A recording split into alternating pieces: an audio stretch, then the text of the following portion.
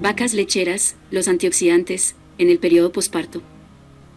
En las vacas lecheras, en el periodo del posparto, es muy común que se den algunas alteraciones de índole reproductivo como son la retención de membranas fetales y la metritis. Esto afecta el proceso de involución uterina e impactan en la tasa de concepción, especialmente en los primeros servicios posparto.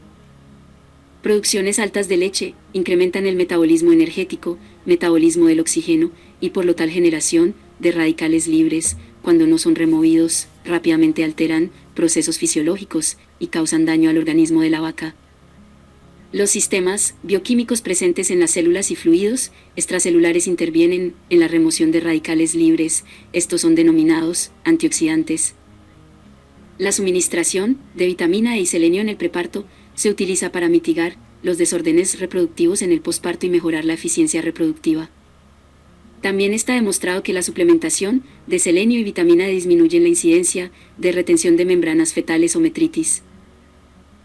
El selenio influye en la habilidad de los linfocitos bovinos para aumentar y proliferar la capacidad para digerir las bacterias.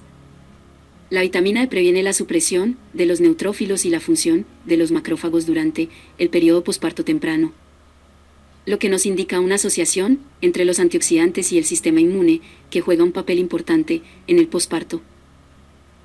Un factor a tener en cuenta es que las vacas que presentan infecciones uterinas, la función de los neutrófilos se encuentra reducida.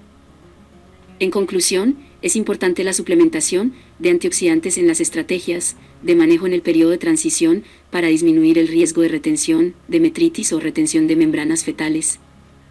Si se logra que las vacas lecheras superen la fase de posparto, libre de toda enfermedad reproductiva, el proceso de involución uterina se da de forma normal y crece la probabilidad que las vacas lleguen al final del periodo voluntario de espera en las mejores condiciones uterinas y favoreciendo la tasa de concepción al primer servicio.